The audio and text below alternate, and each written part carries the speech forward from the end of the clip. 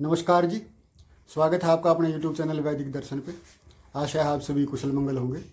तो आज के समय पे जैसे कि शुगर और हार्ट की बीमारियां और जॉइंट पेन, ये कुछ ऐसी समस्याएं हो गई हैं कि शायद ही कोई घर ऐसा बचा हो जिस घर में इनसे संबंधित कोई न कोई रोगी ना हो। जो हमारा रहन सहन का तरीका जो है वो हमें काफ़ी हद तक हमारे स्वास्थ्य को भी प्रभावित करता है।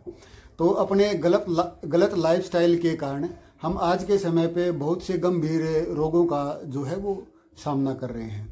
तो कुछ ऐसी बीमारियां थी पहले जो रोगों की श्रेणी में ही नहीं आती थी, जैसे कि जॉइंट पेन है, बैक पेन है और सर्वाइकल इत्यादि। तो लेकिन आज के समय पे क्या है कि ये बहुत गंभीर समस्या बनकर हमारे सामने आ गई है। तो जो डेस्क जॉब का जो कार्य है ये भी काफ़ी हद तक इन बीमारियों को आमंत्रित करता है। और कुछ ये है कि हमारा जो रहन सहन का तरीका है वो इतना आराम परस्त हो गया है कि ये रोग में वैसे ही घेर लेते हैं। तो आज हम सर्वाइकल के विषय में बात करेंगे कि सर्वाइकल का जो रोग है वो क्यों होता है, इसके कारण क्या हैं, लक्षण क्या हैं और इसका उपचार क्या है, कि ताकि हम इस रोग से बच सकें। तो जिसने भी चैनल को सब्सक्राइब नहीं किया है तो चैनल को सब्सक्राइब कर ले और घंटी वाला बटन ज़रूर दबा लें, ताकि हर नोटिफिकेशन जो है वो आप तक पहुंच सके। सर्वाइकल पेन की जो समस्या है वो हड्डियों के दर्द से जुड़ी हुई है। तो इसमें जो दर्द है कंधों से लेके और गर्दन में होता है। तो ये जो दर्द कंधे गर्दन से लेके रीढ़ की हड्डी और फिर कमर तक बढ़ता है। तो ये जो गर्दन में दर्द और अकड़न भी महसूस होती है। ये जो दर्द है ये एक तरह से हमारे गलत लाइफस्टाइल के कारण ही हमारे को होता है और एक तरह से ये जॉइंट पेन ही है। गलत पोजीशन में सोना और घंटों एक ही जगह बैठे रहना और भारी वजन सिर पे उठाना, काफ़ी देर तक लंबे समय तक गर्दन को झुकाए रखना, सोते समय ऊंचे और लंबे तकिए का उपयोग करना, चोट लगने के कारण और बढ़ती उम्र और तनाव और ख़राब पाचन क्रिया, ये सभी कारण जो हैं, इन सभी कारणों से ये सर्वाइकल का जो पेन है वो हो जाता है। यदि किसी भी कारण से ये समस्या यदि हमें हो जाए तो हम चिकित्सा के लिए कौन कौन से उपाय करें। अब चिकित्सा के उपाय के विषय में बात करते हैं। तो इसमें है योगासन। तो जैसे कि हमें इस चिकित्सा का जो सबसे सरल और अच्छा उपाय योगाभ्यास भी है। तो यदि हमें इसके लिए, और आज के समय में तो योग का काफ़ी प्रचलन भी हो गया है, तो इसके लिए हम यदि सूर्य नमस्कार, वक्रासन और भुजंगासन यदि हम करते हैं तो वो इस रोग में काफ़ी हद तक सहायक होता है। तो फिजियोथेरेपी, यदि हम इस रोग में यदि फिजियोथेरेपी की भी सहायता लेते हैं, जो फिजियोथेरेपी के जो व्यायाम हैं और उनका यदि हम अभ्यास करते हैं तो वो भी हमें काफ़ी हद तक इस रोग से मुक्त कराने में काफ़ी सहायता करता है। तो अब बात करते हैं आयुर्वेद की चिकित्सा के विषय में। तो ये रोग जो हमने आपको दिया कि ये रोग जो है वो जो जोड़ों के दर्द यानी कि जॉइंट पेन से संबंधित रोग है। तो इस रोग में हमें जो वात शामक, जो आम वात और वायु रोग जो हैं उनसे संबंधित यदि हम चिकित्सा करते हैं तो इसमें काफ़ी लाभ होता है।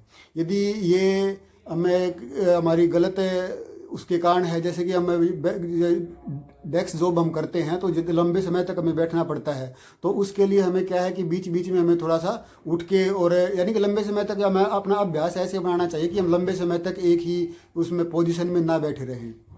और यदि ये हम जो तकिए यूज़ करते हैं वो आरामदायक और मोटे तकिए यूज़ करते हैं तो उनका यूज़ हमें जो बंद कर देना चाहिए। और इसके साथ साथ क्या, यदि हमारी पाचन क्रिया खराब है तो इसमें हमारा क्या है कि आम दोष जरूर बनेगा, यानी कि जो पाचन क्रिया में जो रस बनने की प्रक्रिया है वो हमारी जरूर इससे प्रभावित हुई होगी। तो हमें आम पाचन के लिए भी इसमें औषधीय का उपयोग करना चाहिए। तो इसके लिए हमें, जैसे कि महारासनादि क्वाथ है, महारासनादि क्वाथ में हमें अरंडी का तेल, जो अरंड का तेल है, जैसे कि महारासनादि क्वाथ का हमने काढ़ा बना लिया, 2 तोड़े की मात्रा लेके, 2 तोड़े की मात्रा में यदि हमें 20 ml जो है ये अरंडी का तेल, कैस्टर ऑयल डालकर यदि हम शाम को पीते हैं तो वो भी इसमें काफ़ी हद तक राहत देता है। और जो महायोगराज गूगल और चंद्र प्रभाव टी सुबह और शाम यदि हम इनका सेवन करते हैं तो ये इस रोग में काफ़ी हद तक हमें आराम दिलाने वाली होती हैं।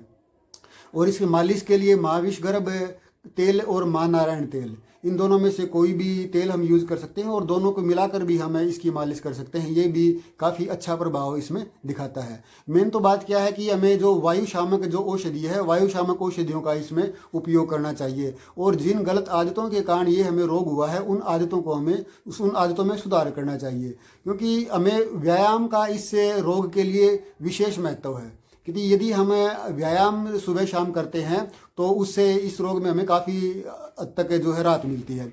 और एक दूसरी चीज़ और भी है, यदि ये एक हमें शुक्र की यदि समस्या हो गई है, जैसे कि हमारा शुक्र दुर्बल हो गया है तो उसके कारण भी यानी कि धातु दुर्बल हो जाती है तो उसके कारण भी हमारे जोड़ों में जो है वो दर्द होना शुरू हो जाता है। तो उसके कारण क्या होता है कि शरीर में आलस्य बना रहता है। तो जब हमारे शरीर में आलस्य और थकान यदि हमें हमेशा महसूस हो तो हमें इस चीज़ की भी अपनी जांच करवा लेनी चाहिए और उसके वर्धन के लिए पौष्टिक चीज़ों का भी हमें सेवन कर लेना चाहिए साथ में। तो यदि हमारे अंदर पौष्टिक चीज़ों का हम सेवन करेंगे तो वो इस रोग से जो है वो हमें मुक्त कराने में काफ़ी हद तक मददगार साबित होंगे।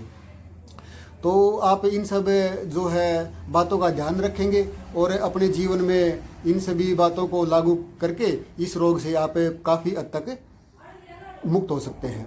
तो आप स्वस्थ रहें, सुखी रहें, इसी आशा के साथ मिलते हैं एक नई जानकारी के साथ। नमस्कार जी।